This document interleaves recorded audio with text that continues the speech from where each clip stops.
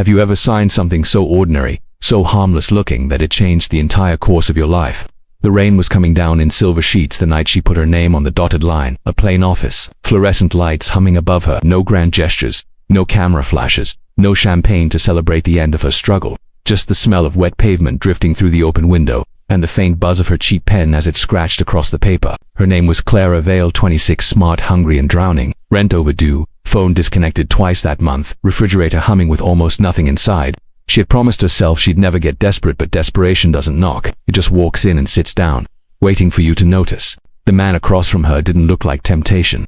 He looked like controlled, tailored charcoal suit.com eyes that never blinked too long, and a voice that could talk a house into burning itself down. His name was Adrian Lorne, though she didn't know then that his name was whispered in boardrooms and printed in glossy magazines. Billionaire investor, the kind of man whose shadow reached farther than most people's dreams. When he slid the contract toward her, his fingers brushed the paper with surgical precision.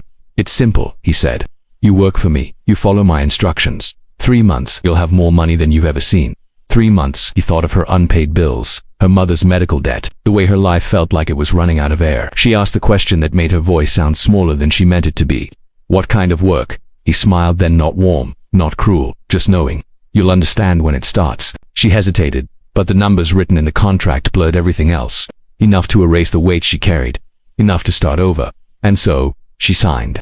That's how it began, not with fireworks, but with ink in a quiet storm. The next morning, a black car appeared outside her crumbling apartment building. No driver visible through the tinted glass. Just the soft click of the door unlocking when she approached. Inside, everything smelled of leather and static electricity. A phone rested on the seat beside her. Screen dark. She picked it up. It flickered to life with a single message.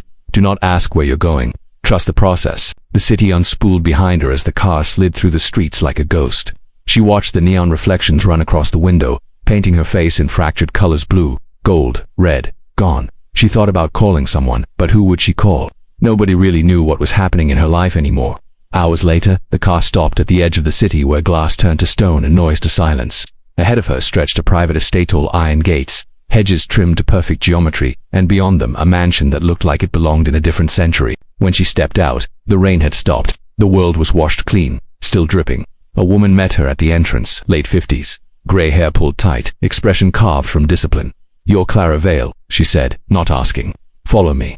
The mansion felt like walking through time corridors lined with portraits of unsmiling faces, chandeliers like frozen lightning, and the faint echo of classical music that seemed to come from nowhere. The woman led her to a room on the 3rd floor, minimal, white sheets, no mirrors, a small desk, a single window overlooking the garden below. "You will remain here unless instructed otherwise," the woman said. "Meals will be brought to you. Your phone stays with us." Clara blinked. "Wait, what is this place? What am I supposed to do?" The woman paused. "You already agreed to the terms, Miss Vale." And then she left, the door closing with a final click that sounded too much like a lock. That first night, Clara didn't sleep. She watched the moon crawl across the sky through the window, its light gliding over the marble floor like slow water.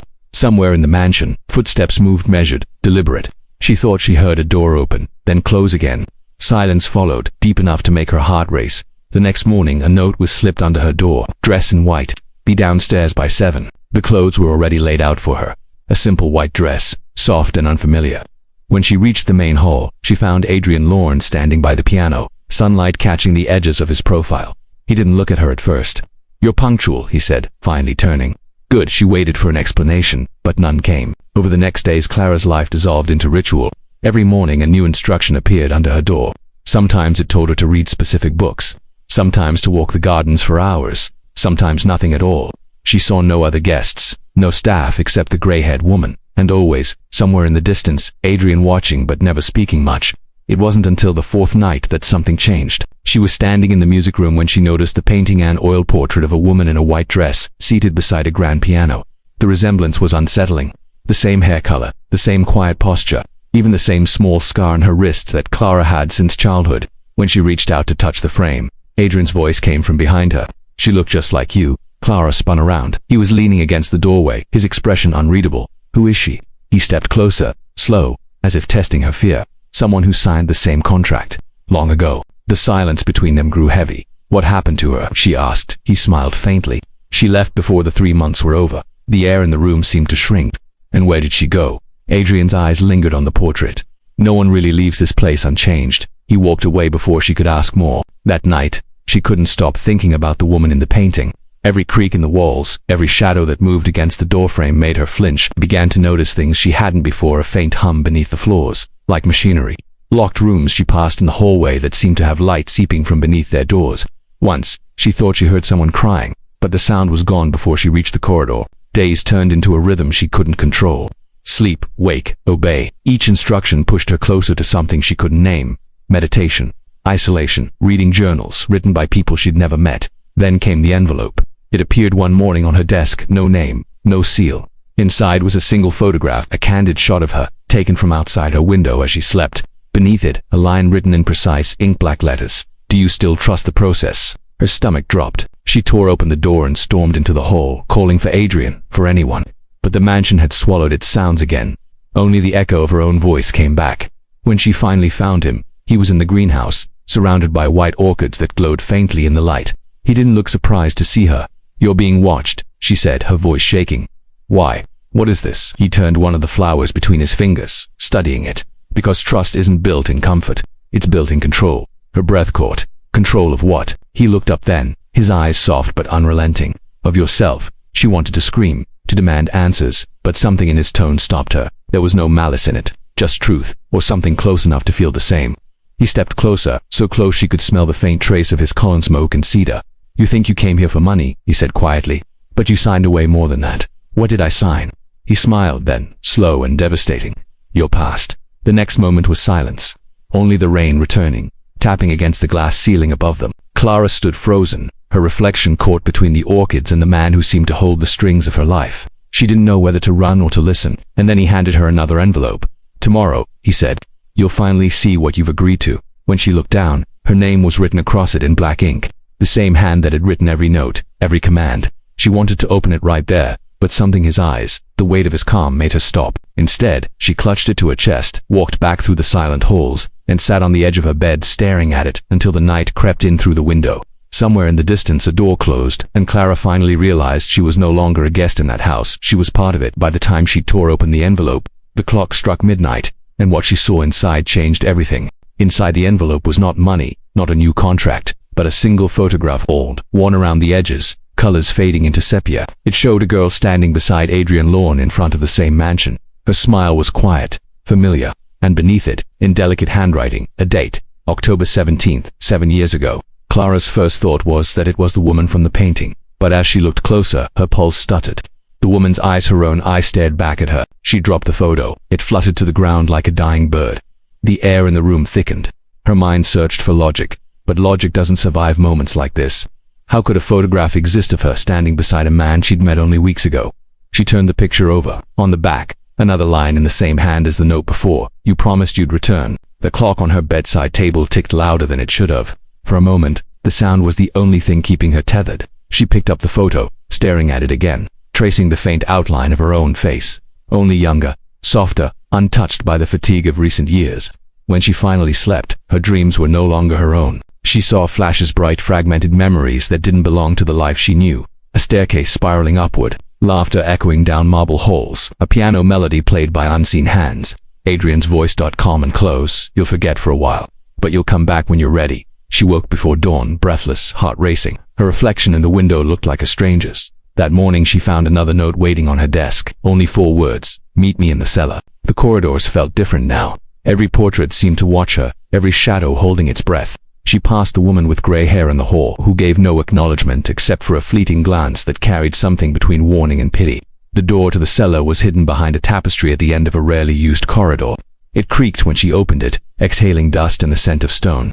The staircase spiraled down into darkness. At the bottom, a narrow hallway stretched out, lined with tall glass panels. Behind each one she saw rooms, white, sterile, silent. Inside, shapes moved, people, her breath hitched. Each person looked serene, asleep, hooked to faintly glowing devices, but their faces looked like her. Not exactly, but close enough to make her knees weaken. Variations of herself, dreaming under glass. And in the center of the corridor stood Adrian, hands clasped behind his back. You weren't supposed to come here yet, he said softly, not angry, almost regretful. Clara could barely find her voice. What is this? Who are they? He looked at her for a long time before answering. Versions, attempts. You're the first who came back. Her stomach twisted. Back from what? From the world, he said simply. You left. You wanted to forget. She shook her head, stepping back. No, that's insane. I've never, he interrupted her, stepping forward into the low light. Do you remember the accident? The word hit her like a physical blow. Suddenly an image flickered through her mind, headlights screeching metal, a flash of rain, and then silence. Her knees buckled, and she caught herself against the glass wall beside her. Inside, one of the sleeping figures stirred, faintly mirroring her movement. Adrian's voice was low, steady. You were in a car crash, Clara, 7 years ago. You signed an experimental contract afterward, my company's program. Memory rehabilitation through controlled identity reconstruction. You wanted to erase the trauma, start over. This process was designed for that. She stared at him, trying to breathe, but the air felt too heavy. You're lying. He shook his head once. No, you came here to heal, and you did. But healing without memory is just another kind of prison. You wanted to come back to yourself. That's why you signed again. She turned away, pressing her palms to her temples. None of it made sense, yet part of her, deep down, recognized the truth in his words. The nightmares she'd had for years. The moments she'd woken up crying without knowing why. The audacia vu. Since arriving here, why didn't you tell me? She whispered. Because the mind resists what it fears. If I told you too soon, you'd run. You needed to see it for yourself. She stared at the sleeping replicas behind the glass. And them. What happens to them? They're echoes, he said quietly. Fragments left behind from the earlier stages. They're not suffering, they're just resting. Her heart hammered. You're saying I'm some kind of experiment? He met her gaze. You're the only one who survived it. Silence stretched between them, thick with disbelief. She wanted to scream, to shatter every pane of glass, to tear the truth apart until it stopped existing. But another part of her, a quiet, trembling part, wanted to understand. Adrian turned toward the far end of the corridor. Come, he said. There's something else you need to see. She followed, if only because standing still felt impossible. The passage opened into a circular chamber, its walls lined with monitors. Each screen showed moments, videos of her life, or what she thought had been her life. A childhood bedroom, a small apartment, nights working late under flickering lights. But now, watching closely, she saw glitches, details that shifted, colors changing, clocks with no numbers, faces slightly blurred. These are the reconstructions, he said. We built memories from fragments you provided during therapy, but something inside you resisted completion. The program failed until you came back willingly. She stepped closer to one screen showing a memory of her mother in a hospital bed. Tears filled her eyes. Was any of it real? His voice softened. The feelings were the rest. It's complicated. She turned toward him. Then what am I now? You're both, he said. The memory and the person remembering. For a long time neither spoke. The hum of the machines filled the room like a heartbeat. Finally he said, you wanted to forget pain. The pain is what makes us whole. You asked me to keep you safe from it. I did. Maybe too well. Her mind spun, every thought fracturing under the weight of what she'd learned. When she finally spoke, her voice was barely a whisper. Then why bring me back now? Adrian's expression shifted, something between sorrow and hope. Because the process isn't meant to trap you. It's meant to prepare you to live again. But you can't leave until you remember everything. Until you forgive yourself. She took a step back. Forgive myself for what? He hesitated. For what happened the night of the crash. Images began to surface again. Uninvited headlights, rain, the smell of burning rubber. But now, new details forced their way in. A second voice in the car, laughter, a hand reaching across the console, a scream, hers or someone else's. She saw a flash of another face beside her, blurred by motion. A man, and suddenly, the memory ripped open. She was behind the wheel. The other car came out of nowhere. The road was slick. She turned too fast. The impact wasn't immediate, it was slow, drawn out, like falling underwater. And the man beside her, he wasn't a stranger. He was Adrian. She gasped, clutching her chest. The floor seemed to tilt beneath her. You were there. He didn't deny it. His voice was almost a whisper. Yes, you died, she said, the word trembling as it left her lips. He closed his eyes for a moment. Not exactly. I was injured, but you were worse. They brought us both to the same facility. You were unconscious for months. When you woke, you didn't remember me. The company offered you the program. I funded it. Her vision blurred with tears. So all of this mansion, the contract, the rules, it was all you're trying to fix me. He nodded slowly. I couldn't let you live half a life, not when I owed you a whole one. She backed away from him, shaking her head. You played God with my mind. I gave you a chance to start again, he said, his voice rising for the first time. You begged for it, Clara. You said you couldn't live with the guilt. She stared at him, feeling the world fracture again. And now, what happens now? Adrian looked at her as though he was seeing the edge of something inevitable. Now you choose. You can stay here safe, untouched. Her. You can wake up. He pointed toward a glass door at the far end of the chamber. Behind it, faint light pulsed like a heartbeat. That's the real world waiting, but it's not kind. And you'll remember everything. Her breath came fast and shallow. And if I stay, then you'll remain in this construct, he said quietly. You'll never age, you'll never hurt again, but you'll never truly live either. For a moment, the room seemed to hold its breath with her. The monitors flickered, flashing through fragments of her life, the laughter, the fear, the loneliness, the longing. She turned toward him. "Why are you giving me a choice now?" He looked away, his voice almost breaking. "Because I can't decide for you anymore. I've done enough." He pressed a small device into her palm. "One button, one decision. Press it, and you'll wake. Leave it, and the door closes forever." The cold metal against her skin felt heavier than it should have. She looked at him, really looked at him, this man who had been her savior, her captor, her ghost. "What about you?" she asked. He smiled faintly, a shadow of warmth in the dim light. "I'm already awake." For the first time, she saw the exhaustion in his eyes, the quiet sadness that had been there all along. Clara turned toward the glowing door. The light shimmered, growing brighter with every beat of her heart. Her hand trembled over the button. Then she looked back one last time. "If I wake up, will you still be there?" He didn't answer right away. When he did, his voice was barely audible. "If you remember me." The words hung between them, fragile as glass. And then she pressed the button. The light exploded outward, swallowing the room, the mansion, his face. For an instant, she felt everything: the crash, the fear, the love, the loss flooding back all at once. And then nothing. Only the sound of rain, somewhere far away, falling softly against a window she couldn't yet see. When consciousness returned, it didn't feel like waking, it felt like surfacing from beneath deep, black water. Sound came first, a steady beeping, distant and methodical. Then the cold, sterile brightness that burned through her eyelids. The air smelled of antiseptic and metal, humming faintly with machinery. Clara opened her eyes. She was lying in a hospital bed, tubes running from her arms, monitors pulsing green and gold beside her. Her chest ached with every breath, her throat dry, her vision swimming in and out of focus. For a moment, she thought she was still dreaming. The world was too sharp, too real, too alive. A nurse appeared beside her, startled. "You're awake," she whispered, almost reverently, before rushing out of the room. Clara tried to speak, but only a rasp came out. Her hands trembled as she reached toward the IV line. Her reflection in the small window across the room stopped her, her face thinner, paler, framed by hair longer than she remembered. Time had passed. Moments later, 2 doctors entered, followed by a man in a gray suit. The older doctor checked her vitals, murmuring something about stability, neurological recovery, cognitive readiness. The man in the suit simply stood there, watching her. His expression wasn't medical, it was curious, almost anxious. "How long?" she began, her voice raw. "How long have I been here?" The doctor hesitated. 17 months, he said finally. "You've been in a medically induced coma since the accident." 17 months. The words clanged in her head like iron. She tried to remember those lost months, but her mind was a shattered mirror. Managers flickered and vanished before she could touch them. When the doctors left, the man in the suit stayed behind. He stepped closer, lowering his voice. "I'm Daniel Hale. I work for Lorne Biotechnics." The name struck her like a ripple through still water. He continued, watching her closely. "You were part of an experimental cognitive recovery program. Do you remember anything about it?" Clara's breath caught. Memories tugged at her from the edges of thought-wide rooms. Rain against glass, a contract, a man's voice saying, "You'll come back when you're ready." "Adrian," she whispered. Daniel's eyes flicked toward her sharply. "You remember him?" She nodded faintly. "He was there." In the program, Daniel's gaze darkened. "Adrian Lorne disappeared 6 months ago." For a moment, the world fell silent. "What do you mean, disappeared?" she asked, forcing the words through the dryness in her throat. He studied her face before answering. "His research was shut down after irregularities were found in the project you were part of. The facility was sealed. The other subjects were," he paused, non-responsive. Her pulse quickened. "There were others." "Yes," he said. "You were the only one who regained consciousness. The rest remain in a persistent vegetative state. We've been trying to determine why you're different." Clara turned her head toward the window.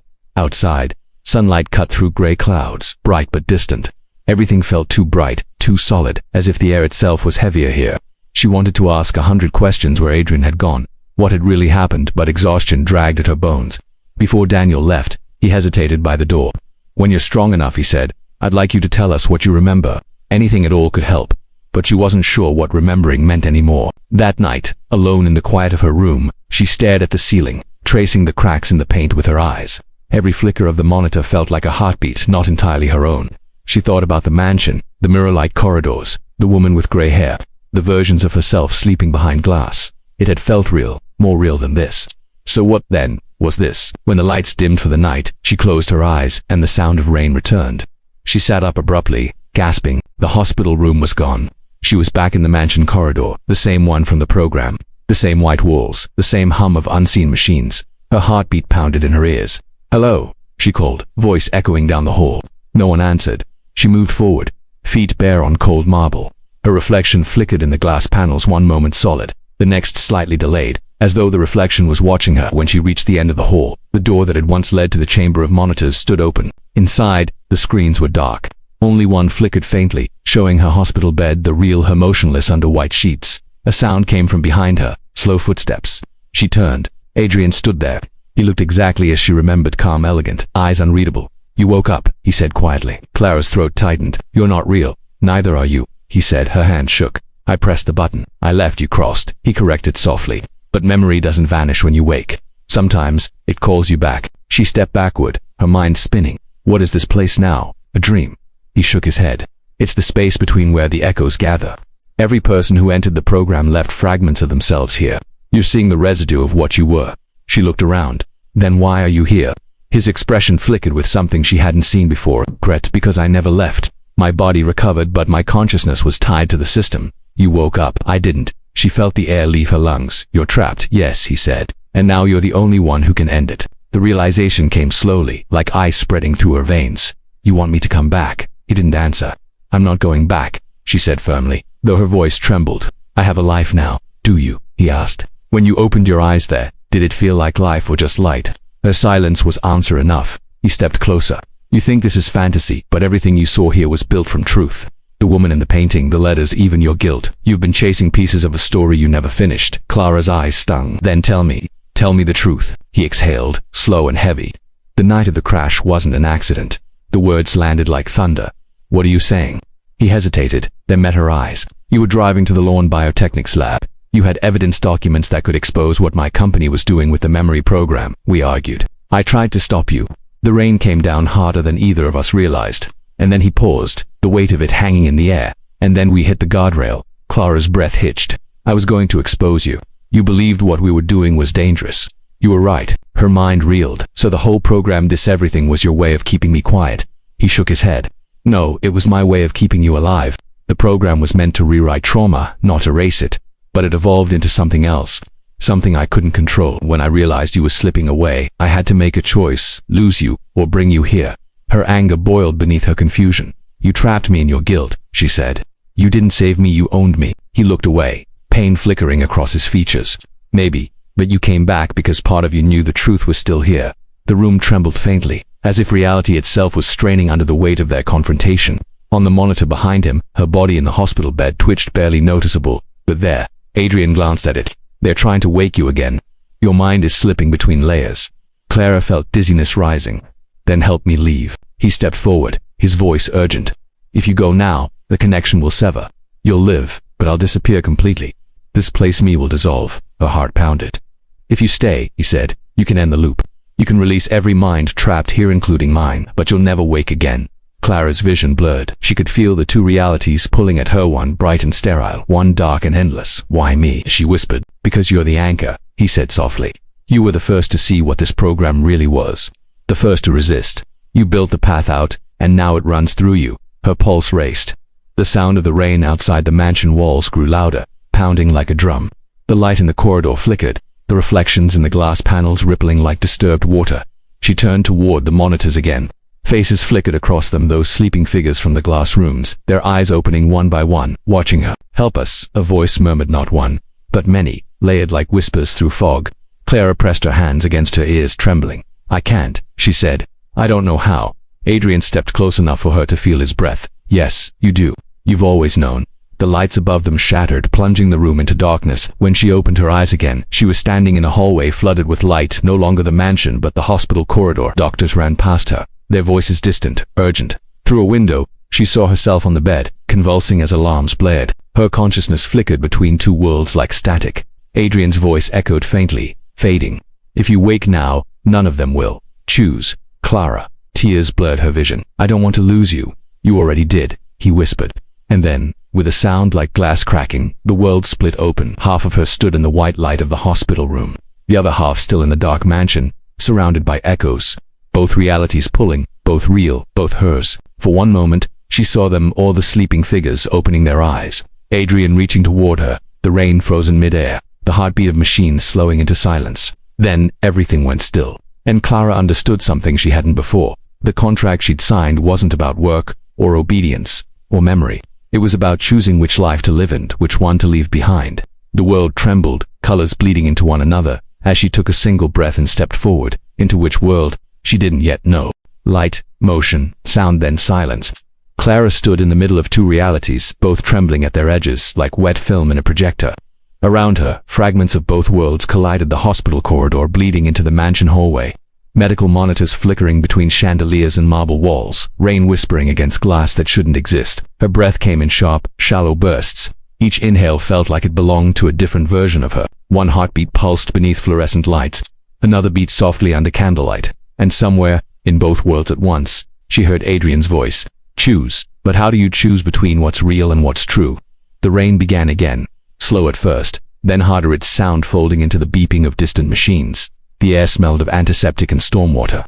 The floor beneath her seemed to tilt, flickering from tile to marble to tile again, until she could barely tell which world she was standing in.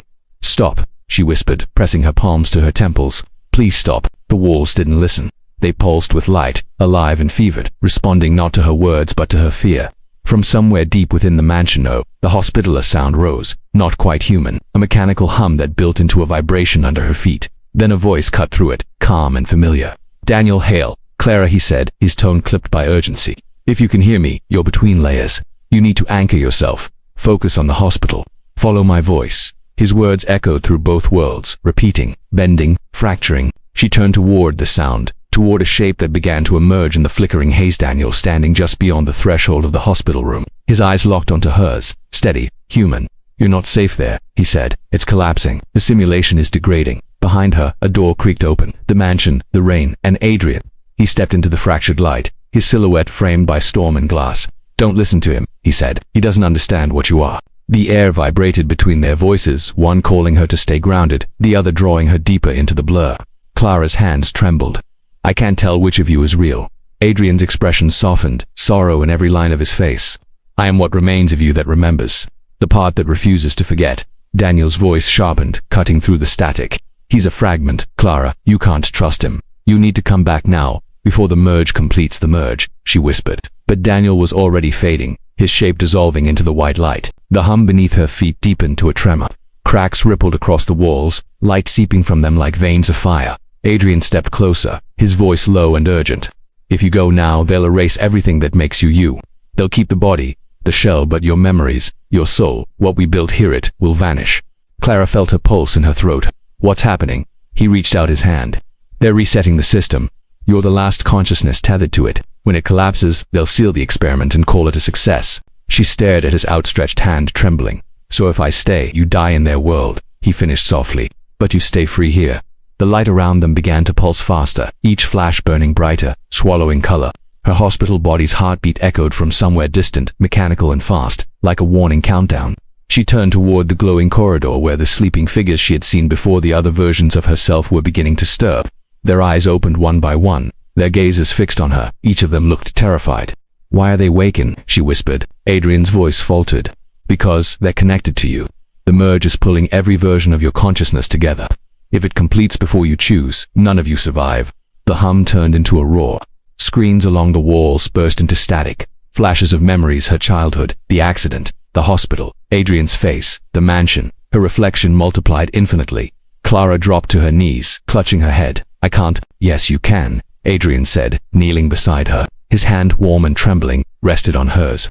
You've already done this once. You chose to live when you signed that first contract. Now you have to choose again how you want to live.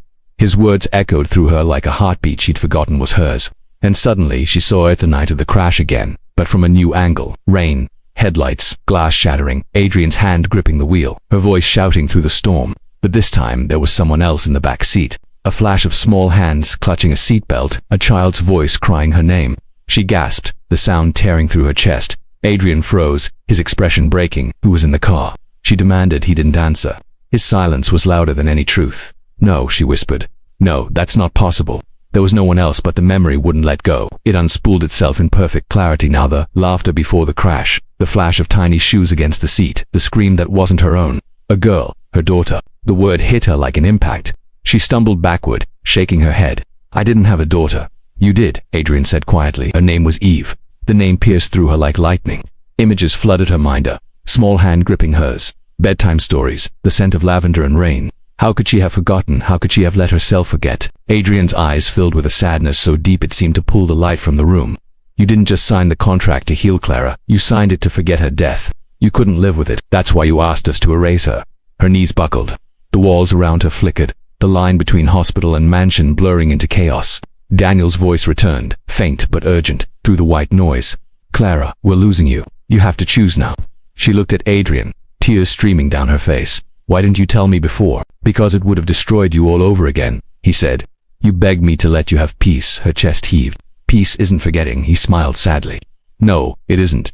The mansion began to collapse around them, walls crumbling into light. The reflections of her other selves screamed silently, their mouths open in unison. In the distance, she saw her hospital bed again, her real body convulsing. Doctors shouting, Daniel's voice shouting orders, and in front of her, Adrian, his figure flickering, dissolving at the edges. Go, he whispered. Wake up. Remember her. Remember everything. She shook her head, stepping closer. Come with me. I can't, he said, his voice fading. This is where I end. The floor split beneath them, white light searing upward. Clara reached for him, her hand catching his for the briefest second. It was warm, real, alive. Don't let me go, she whispered. I already did, he said. Now you have to do the same. And then the light took him. She screamed raw, wordless as the mansion disintegrated into dust and sound. The fragments of her other selves broke apart, dissolving into streams of color that swirled around her like fireflies before being pulled upward, merging into her. She felt it all at once, the lives she had lived, the lives she had buried, the grief she had hidden, the love she had erased. Eve's laughter, Adrian's voice, the crash, the silence that came after, and then her heartbeat, one steady rhythm. She opened her eyes to blinding light, the hospital, the rain outside the window, the steady sound of the heart monitor. But this time, the world didn't feel distant. It hurt. It ached. Her hand trembled as she reached for the photograph on the bedside table, the same one from the envelope, only now it showed 3 figures. Herself, Adrian, and the little girl between them. A sob escaped her, small and broken, but real. Outside, thunder rolled through the sky, shaking the window pane. And beneath it, faint but certain, she heard a voice, Adrian's, distant yet near.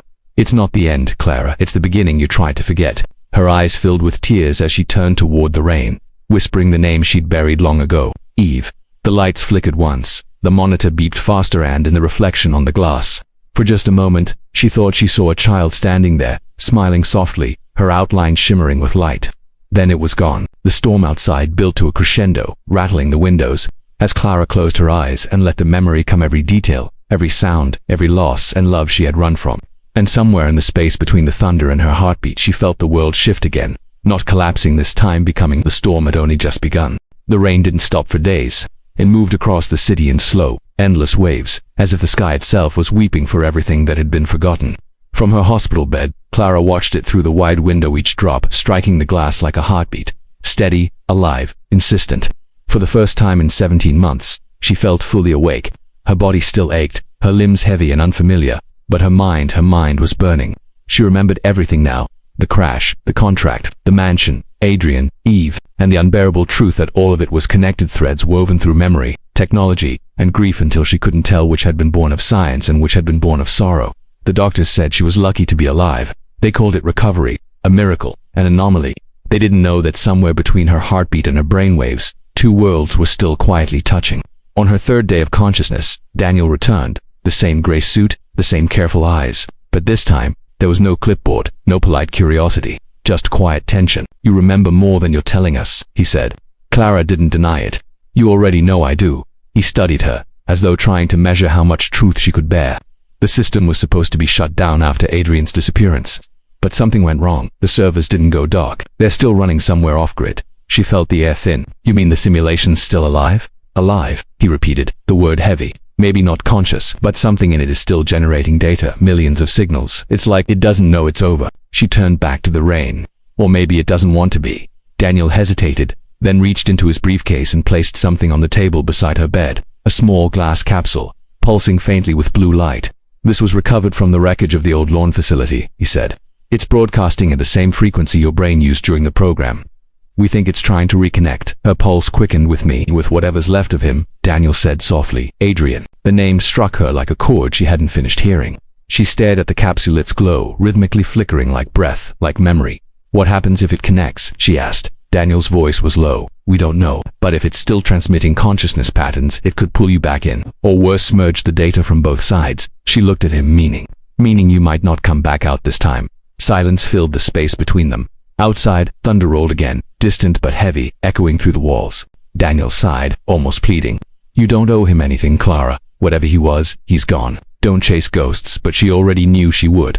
That night, long after the lights dimmed, she sat upright in bed, the capsule glowing on her lap. Its pulse had changed faster now, erratic, as if responding to her thoughts. She remembered Adrian's last words. You'll wake up, remember her, remember everything. And she had, but the memory alone wasn't enough. Something in her still felt unfinished, like a door she'd walked through without closing it behind her. She pressed her hand to the capsule. The pulse steadied. Adrian, she whispered. If you can hear me. The lights flickered, machines around her crackled. The heart monitor beeped wildly, then flattened into a continuous tone, and in that single suspended moment, the world fell away. She wasn't in the hospital anymore. She stood on the mansion's grand staircase again, barefoot, surrounded by silence and rain. The chandeliers glowed faintly, though the bulbs were cracked and flickering. Dust floated like slow snow in the air. The place looked half ruined. At the bottom of the stairs, the piano played itself a haunting melody she knew but couldn't name. Clara, a voice said. He stepped out from the shadows. Adrian, but not as she remembered him. He was flickering, translucent, as if the light could barely hold him together. The edges of his form shimmered and dissolved. You shouldn't have come back, he said quietly. I didn't mean to, she replied, her voice trembling. But you called me. He smiled, faint and sad. I didn't call you. You remembered me. That's different. She took a step forward. You're still here. In the system. He nodded once. Part of me, enough to know what I did. Enough to regret it. The melody from the piano deepened, rising and falling like the rhythm of a confession. You tried to save me, she said. I tried to rewrite you, he answered. To erase the part of you that hurt. I thought I was giving you peace. But peace without pain isn't living. It's nothing. She felt tears sting her eyes. You should have told me about Eve. I know, he whispered. But how do you tell someone they built their own forgetting?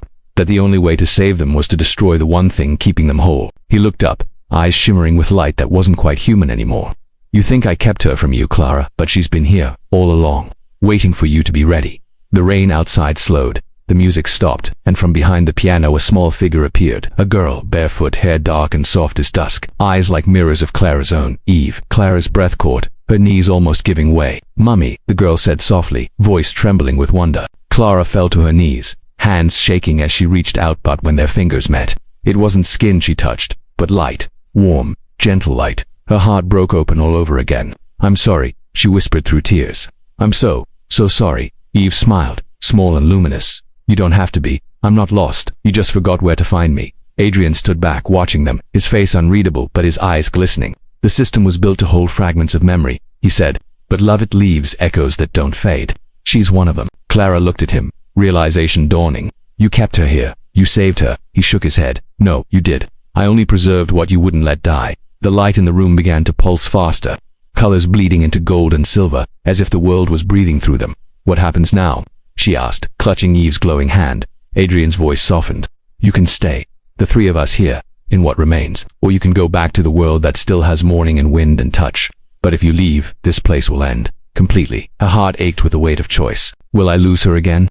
If you wake, he said quietly, you'll carry her inside you, not as pain, as memory, as love that never learned to die. She looked between them, Eve's soft smile, Adrian's fading silhouette, the endless rain beyond the window that shimmered like glass tears. The mansion was trembling now, the edges of reality unraveling. You have to decide, Adrian said, his voice distant now. If you stay, you'll never hurt again, but you'll never touch the world that waits for you, the world that still remembers your name. Clara closed her eyes. The rain stopped altogether. In that silence, she heard them both, the laughter of her daughter, the steady breath of the man who once tried to save her, and the sound of her own heart beating between them, slow, certain, alive. She opened her eyes. I'm ready, she said. Adrian nodded, a faint smile breaking through the sorrow. Then wake up, Clara Vale. He stepped back. The walls turned to light. The piano notes unraveled into soundless brilliance. Eve's hand began to fade from hers, the light dissolving into warmth that soaked into her skin. Don't forget, the little girl whispered, her voice fading like a lullaby. You found me once. You'll never lose me again. And then, everything went white. The hum of machines returned first. The weight of her body, the cool air against her skin. Clara gasped, her eyes snapping open. The hospital ceiling above her. The rain outside had stopped. The heart monitor beeped steadyrhythmic.com. Daniel burst into the room, disbelief on his face. You're back, he said. You were unresponsive for God, we thought, but Clara wasn't listening. She turned her head toward the window. The storm clouds were breaking apart. The first trace of dawn cut through, golden and alive. And there, in the reflection of the glass, two faint shapes stood behind her, a man and a child, bathed in morning light. She didn't turn, she didn't need to. Instead, she smiled through her tears and whispered, "I remember."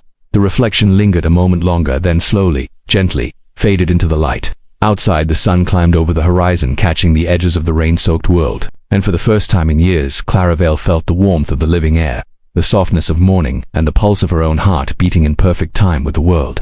It wasn't peace. It wasn't pain. It was something deeper, truer, something that belonged entirely to her. The storm was gone, but the echo of Ithalove that made it would never fade.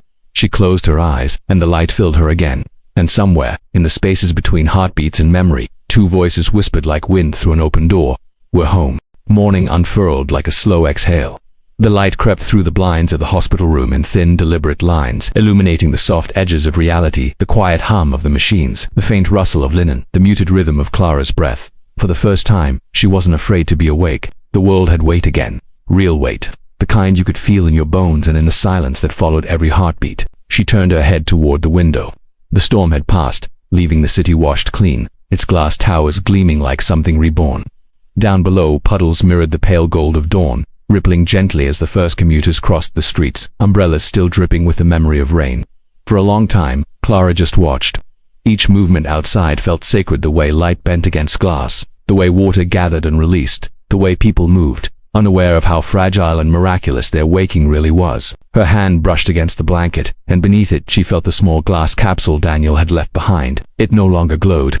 Just a simple, inert shell, now its purpose fulfilled, its signal gone quiet. She held it for a moment, studying its surface. It looked like nothing more than a fragment of glass, yet it had been the bridge between everything she thought she knew and everything she had forgotten, between life and illusion, between loss and love. And somewhere within its silence, she could still feel him. Adrian. His voice didn't haunt her, now it lingered, steady, familiar, like a melody that had resolved into its final note. She set the capsule down on the bedside table, her fingers trembling slightly, not from weakness but from reverence. The act felt ceremonial, like laying something to rest. The door opened quietly. Daniel stepped in, cautious as always, a folder tucked under his arm. He stopped when he saw her sitting upright, her eyes clear, her expression unreadable. "You look," he started, searching for a word that wouldn't sound clinical. "Different." She smiled faintly. "I remember." He hesitated, then pulled a chair closer. "Everything enough," she said. For a moment, neither of them spoke. The monitors ticked softly between them, marking the passage of time. Daniel finally opened the folder, glancing down at its contents before looking up again. "The system's officially offline. We're decommissioning the rest of the servers today. Whatever was left in there, it's gone now." Clara nodded, her gaze drifting back to the window. "Nothing that was real is ever gone." Daniel studied her. "You still believe it was real?" She took a breath, slow and measured. "Do you remember every dream you've ever had?" He frowned slightly. "No, but you remember the ones that mattered," she said softly. "The ones that changed something, even if you can't explain how." Daniel didn't respond. He just looked at her, and for the first time, she saw the quiet flicker of understanding behind his composed exterior. "I used to think memory was just data," he said finally. "Information stored and retrieved, but you make it sound alive." "Maybe it is," Clara said. "Maybe memory is the way love refuses to die." He didn't argue. There was nothing scientific enough to say. Later that afternoon, they discharged her. The doctors called it an accelerated recovery, a physiological anomaly. But as Clara walked through the corridors, the same ones she'd once drifted through in a coma, it didn't feel like recovery. It felt like resurrection. The world outside hit her all at once, the air sharp and damp from the storm, the faint smell of rain still clinging to the pavement. She closed her eyes for a moment, breathing it in, feeling the pulse of life around her. Every color seemed brighter, every sound deeper. The city wasn't just existing, it was humming, vibrating with the quiet miracle of continuation. She took a taxi to the edge of the old district, to a small park she couldn't remember ever visiting, yet her feet seemed to know the way. The ground was soft from the rain, and the trees still held droplets that shimmered like glass beads in the light. There was a bench near the pond, old wooden, slightly crooked. She sat there, feeling the gentle give of the earth beneath her shoes. Ducks glided across the water in slow, elegant lines. A child laughed somewhere behind her, the sound ringing out clear and innocent. Clara smiled. It was the kind of place where the past and present seemed to overlap without colliding. She could almost imagine Adrian sitting beside her, quiet as always, his gaze fixed on the horizon. And beside him, a small girl with her head on his shoulder, humming softly to herself. She didn't need to see them to know they were there. Her fingers brushed the locket hanging around her neck, a small one she hadn't noticed before, left on the bedside table when she woke. Inside, a photograph she didn't remember taking, her, Adrian, and Eve, all smiling, the sunlight spilling across their faces. She laughed quietly through tears. "You left me everything," she whispered. The wind shifted through the trees, gentle but insistent. A single leaf detached, spiraling through the air before landing on her lap. Its surface was slick with rain, and on it, sunlight caught the water in a shimmer of gold. She turned the leaf over in her hands, tracing its delicate veins. How something so fragile could hold so much beauty was a mystery she didn't want to solve. People passed by her, living their ordinary, extraordinary lives, talking on phones, holding coffee cups, chasing dogs and children in seconds they'd forget. And she watched them, not as an outsider, but as someone who had finally remembered what it meant to belong to the world. A thought surfaced, gentle and quiet, that every moment she had lived inside the illusion had not been wasted, because it had brought her here to this simple, unguarded breath of being. Maybe that's all any of it was ever meant to do. As the afternoon sun began to dip, painting the sky in shades of amber and rose, Clara rose from the bench. She walked toward the pond's edge, her reflection rippling across the water's surface. For a moment, she saw the Maganadrian standing behind her, Eve at his side. They smiled, and in their faces she saw not ghosts, but continuation's love carried forward in another form, another place, another rhythm of time. She whispered their names, not to call them back, but to let them go. The water stilled, the wind softened, and her world was quiet again. In that stillness, she understood. The contract she'd signed had never been about ownership, or technology, or even healing. It had been a premise, a desperate attempt to escape pain, to rewrite the parts of life that hurt too deeply to face. But love, real love, does not exist without pain. It is the same force that breaks us and binds us, the same current that erases and rebuilds. She stood there, watching her reflection ripple and settle again, and she smiled. Maybe some stories don't end. Maybe they just become part of the air, whispered through time, carried in light, passed through the touch of rain on glass. She turned away from the pond, her steps light, her heart steady. The city waited ahead, alive with sound and promise. Every corner glowed with new possibility. Every stranger carried a fragment of something sacred. And as she walked, she thought not of loss, not of illusion, but of the strange, beautiful truth that had been there all along. That love is not something we keep, it's something we find again and again, in the faces we meet, in the memories we dare to carry, in the courage it takes to remember what once hurt too much to bear. The last of the sunlight broke through the clouds, painting the pavement in gold. Clara stepped into it, her shadow long and sure behind her. Somewhere deep inside her, she heard Eve's laughter, soft, distant, but unmistakably real. And for the first time, Clara didn't look back. She walked forward, the city alive around her, the horizon open and endless. And in that quiet, perfect moment between one heartbeat and the next, she understood what it meant to truly wake. Because sometimes the greatest miracle isn't surviving the storm, it's learning how to live after it. The light dimmed, the scene softened, and her footsteps faded into the hum of life returning. Then only a voice remained, gentle, unseen, the same one that had carried her through every world she had built and broken. "What if every love we lose," it whispered, "isn't lost at all, just waiting to be remembered?" The screen faded to black, leaving only the sound of rain beginning again, soft, steady, eternal.